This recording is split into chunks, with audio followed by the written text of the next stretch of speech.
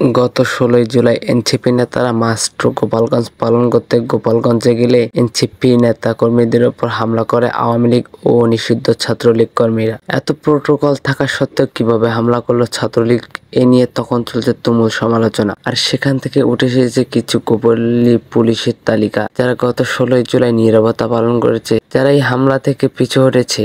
এইসব গোপনী পুলিশদের নিয়ে আমাদের আজকের এই আয়োজন। আজকের ভিডিওতে আমরা খুঁজে নিয়েছি বাংলাদেশের জঘন্যময় সেরা ৬টি গোপনী পুলিশ কর্মকর্তা, যাদের নির্মূল করতে না পারলে দেশে শান্তি ফিরে আসবে না কখনোই। কারণ এরা সবাই হাসিনার সন্তান, এরা সবসময় হাসিনার গুণগান গেয়ে যাবে, তারা সবসময় হাসিনার হয়ে কাজ করবে। দর্শক, ভিডিওটা খুবই গুরুত্বপূর্ণ, তাই ভিডিওটা সম্পূর্ণ দেখবেন। তবে চলুন দেখে আসি দেশের সেরা কুখ্যাত ৬ জন পুলিশ সদস্য। আর যদি আপনি আমাদের চ্যানেলে নতুন হয়ে থাকেন তাহলে অনুরোধ করব সবাই চ্যানেলটি সাবস্ক্রাইব করে পাশে থাকবেন। নাম্বার 1, মনিরুল ইসলাম। গোপনী কুখ্যাত পুলিশের নাম মনিরুল ইসলাম। সে হাসিনার আমলে গোয়েন্দা সংস্থার স্পেশাল ব্রাঞ্চে কাজ করছেন। এই গোপনী পুলিশ কর্মকর্তা হাসিনার আর্টিজেন্ট ব্রেকার ও নানান জঙ্গলি হামলার নাটক সাজানোর জন্য সেরা ছিলেন। এছাড়া হাসিনা নির্দেশে গুম, খুন সহ নানান অনিয়ম কাজে করে হাসিনার নিকট জনপ্রিয়তা জায়গা করে নিয়েছিলেন। গোপালগঞ্জে এই পুলিশ মনিরুজ্জামান দুর্নীতি শেষ নেই ও অপকর্মের শেষ নেই, নানান অপকর্মের সাথে জড়িত এই মনিরুজ্জামান।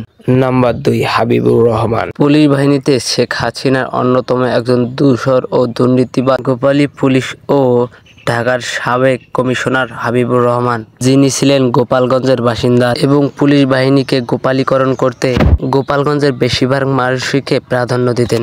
এই হাবিবুর রহমান জালিয়াতির একজন সেরা খলনায়ক ছিলেন। পুলিশে কর্মরত থাকাকালীন কোনো নিয়ম কানুন না মেনে গোপালগঞ্জের প্রায় ২৫৮ জনকে কোনো নিয়োগ ছাড়াই চাকরি দেন।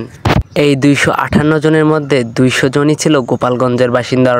তাহলে ভাবুন পুলিশ বাহিনীকে হাসিনার গোপালীকরণ করতে কতটা চেষ্টা করেছেন হাবিবুর রহমান। পুলিশ বাহিনীকে ধিক্কার জানাই। নাম্বার 3, বেনজির আহমেদ।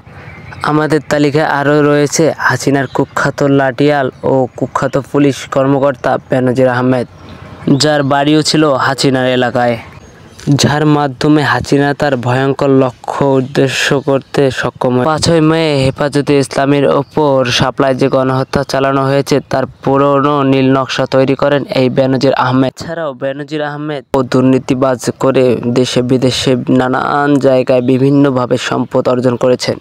এসব অর্থ সম্পদ তার স্ত্রী ও 3 সন্তানের নামে নিবন্ধিত। নাম্বার 4, খুরশিদ হোসেন। আরও এক কুখ্যাত ও দুর্নীতিবাজ পুলিশ কর্মকর্তা হলেন খুরশিদ হোসেন, যিনি হাসিনার আমলে র্যাবের ডিজি হিসেবে কর্মরত ছিলেন। এই দুর্নীতিবাজ পুলিশ হাসিনা সরকারকে টিকিয়ে রাখতে ঘোষণা দিয়েছিলেন, যতই স্যাংশন আসুক ভয় পাই না, হাসিনাকে টিকিয়ে রাখতে আমরা সবসময় প্রস্তুত। তাহলে ভাবুন আমাদের দেশের পুলিশরা হাসিনার পা চাটতে চাটতে একদম চামড়া ছিলিয়ে দিয়েছিলেন। এই কিছু কুখ্যাত পুলিশ বাহিনী সর্বশেষ এই দেশটাকে খেয়ে দিতে ধরেছিল। এই হলো আজকে আমাদের আয়োজন। আজকের এই তালিকা থেকে গোপালী পুলিশের মধ্যে কে বাদ পড়েছে অবশ্যই কমেন্ট বক্সে জানিয়ে দিবেন। ধন্যবাদ সবাইকে।